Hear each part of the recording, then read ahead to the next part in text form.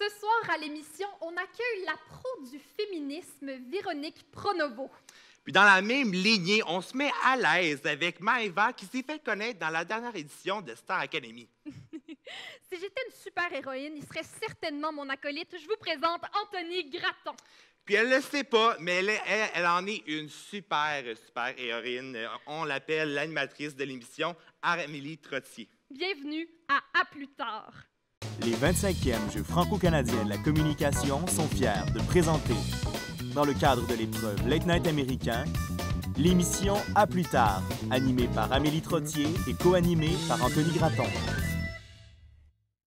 On est rendu au segment Actualité Anto et j'ai vu quelque chose d'assez exceptionnel. Là, le restaurant Amir a fait une publicité pour célébrer les pitas en prenant une photo du pita de manière à ce qui ressemble à l'organe génital féminin.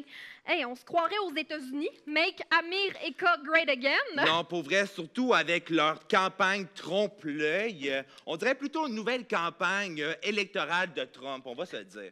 Bientôt, on pourra entendre les trompistes dire « Grab him by the pita ». Puis c'est un peu comme si, admettons, Burger King arrivait avec une campagne publicitaire qui disait « Ah, la place des femmes, ben c'est dans la cuisine. » Mettons, là.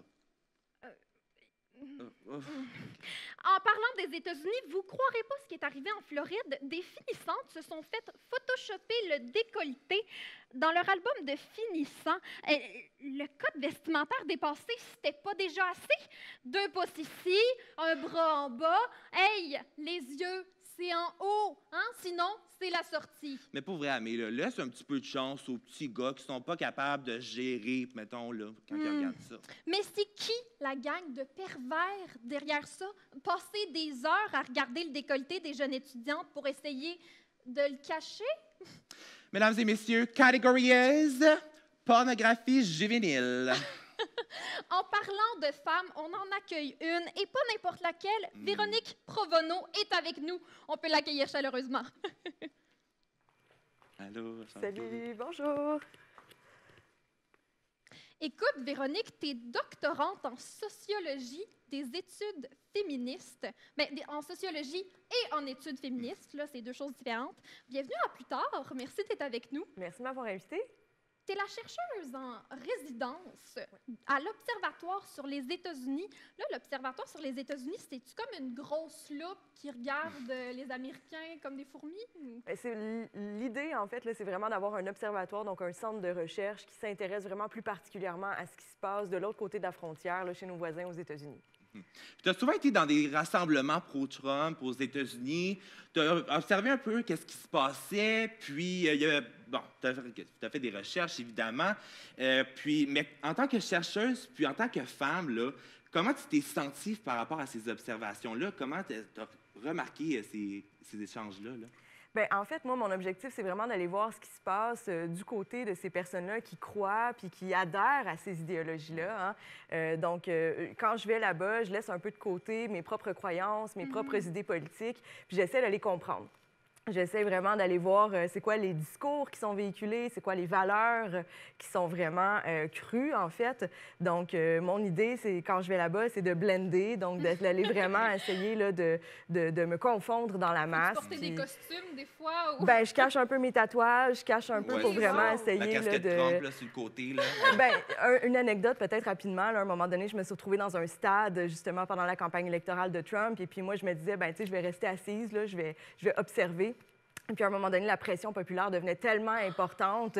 Les gens me regardaient parce que je restais assise. Puis, à un moment donné, il a fallu que je me lève et que je me mette à brandir, comme tout le monde l'affiche, pour justement me confondre dans la masse. Wow! Mais ça devient pas difficile de dissocier son travail de recherche puis ses propres opinions? Bien, l'idée, en fait, à un moment donné, c'est de vraiment devoir tout documenter. Donc, de documenter aussi ces sentis-là, de documenter comment on se sent quand on fait partie de ces rassemblements-là pour vraiment être capable de continuer à faire la part des choses. Puis, parce qu'on est un acteur, on a un sujet, finalement, quand on est chercheur dans tout ça. Donc, il faut faire la part des choses. Est-ce que tu crois que Biden, maintenant, qui est à la présidence, va changer les choses? Est-ce que tu penses que la mentalité des Américains est vraiment... Trump a juste fait ressortir un peu ce qu'ils pensaient vraiment? Bien, tu sais, je pense que Donald Trump est un symptôme de quelque chose qui Ouais. est beaucoup plus large. Hein? OK. On donne beaucoup d'importance au président des États-Unis parce qu'effectivement, c'est une figure très importante qui a un certain pouvoir. Mais à un moment donné, il faut aussi admettre que le président des États-Unis a des limites, lui aussi, en termes de pouvoir, puis que la culture aux États-Unis, les mouvements sociaux, tout ce qui se passe à l'extérieur des institutions politiques américaines, ça a aussi son rôle à jouer.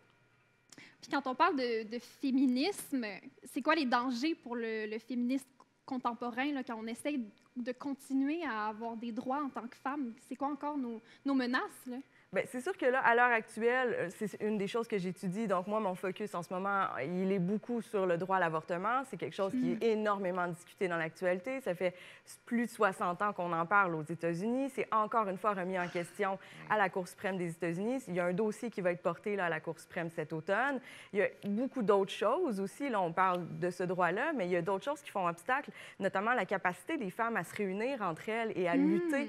Hein? On voit que la solidarité, c'est difficile aux États-Unis entre les femmes pour plusieurs raisons, mais notamment là, la question des inégalités sociales qui prend beaucoup de place et qui empêche les femmes justement de créer des solidarités qui sont durables entre elles. Là, j'ai une question. Par rapport à... Tu es une experte, on dit, de l'antiféministe. L'antiféministe, là, pour ceux qui ne savent pas à la maison, là, est-ce que c'est un peu comme les All Lives Matter ou quelque chose du genre? Bien, en fait, justement, l'antiféminisme, c'est tous les discours puis les mouvements qui s'opposent aux droits des femmes, qui s'opposent au féminisme. Donc, tout ce qui fait obstacle, finalement, aux droits des femmes. Donc, on peut rentrer là-dedans, là, les born-again Christians, pas tous, évidemment, mais la droite chrétienne américaine, les conservateurs, l'extrême droite. Donc, tous ces mouvements-là là, qui s'opposent, finalement, là, à l'avancée des droits des femmes. Et qu'est-ce qu'on peut faire pour s'assurer que les droits des femmes sont mis de l'avant puis qu'on continue? Bien, c'est certain qu'on commence par avoir ces conversations-là, mais quoi d'autre? Qu'est-ce qu'on peut faire de plus? Bien, c'est sûr qu'aux États-Unis, hein, on regarde beaucoup du côté des mouvements sociaux, ce qui se passe, hein, évidemment. Comme tu le dis si bien, c'est de s'informer, c'est de continuer à avoir ces conversations-là qui ne sont pas toujours faciles, mais évidemment, là, ça se passe beaucoup dans la militance, pardon, là, du côté des États-Unis, comme ici au Québec aussi. Bien, merci énormément, Véronique Pronovo, d'avoir été des nôtres à plus tard. C'est une conversation vraiment intéressante, puis comme on le répète, il faut en parler. Le féminisme, c'est réel, OK? On se le dit. Et on va te laisser retourner là, à ton observatoire pour faire des nouvelles découvertes parce que c'est super important ce que tu fais. Et nous, pour célébrer le début de la fin de la pandémie, là, je parle, on a demandé à nos invités de la saison de venir nous raconter un peu comment ils ont vécu la pandémie, le dernier confinement, puis ce qu'ils ont appris. Alors, on écoute ça à l'instant. La maudite pandémie, avec beaucoup d'impro, tu te prépares pas. Tu te prépares semi, Un sextoy dans le péteur. peu orthodoxe. Vraiment pas la même routine qu'avant. Pendant la pandémie, Le but, c'est d'avoir le plus de diversité possible. Bon, OK, d'abord, on va inclure les filles. Dans la diversité, il n'y a pas juste envie.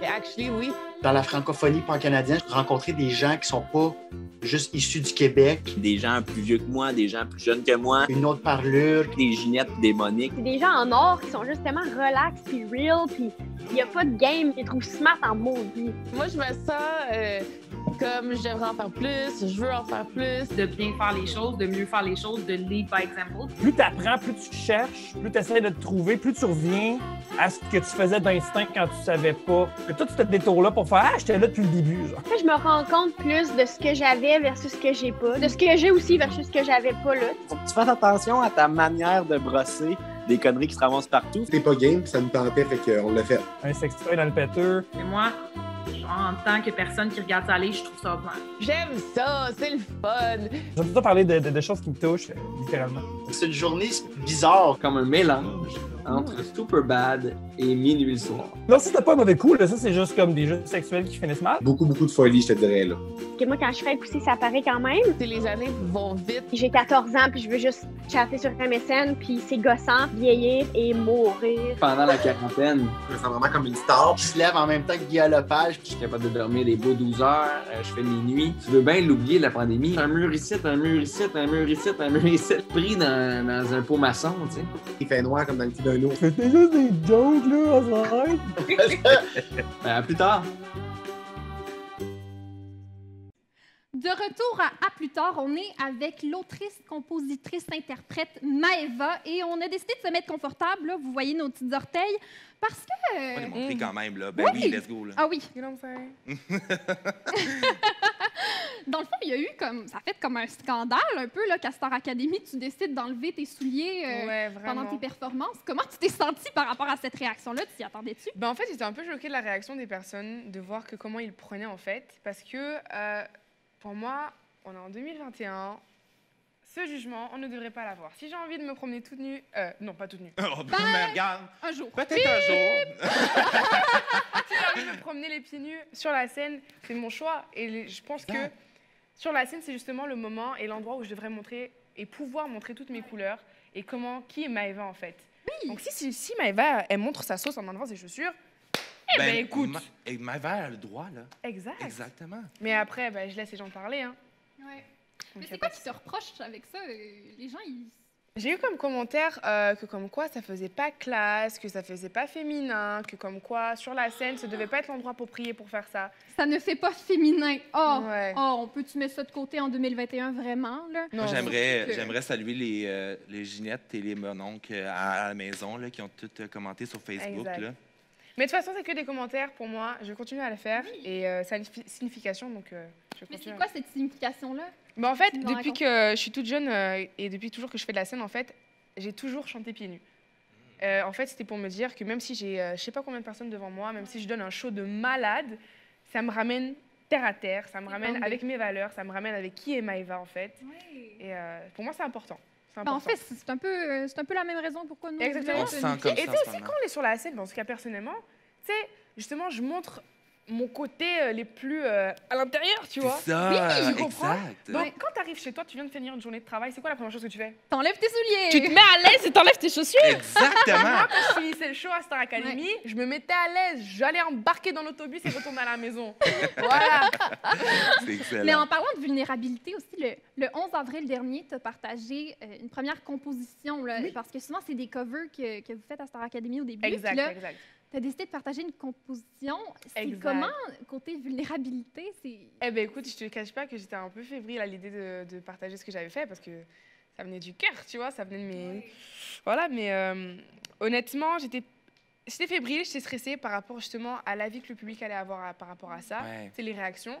Mais en même temps, je me suis dit, tu sais quoi, j'ai plus envie de chanter les chansons des autres, en fait. J'ai envie de montrer c'est qui Maëva, j'ai envie de montrer mes couleurs à moi.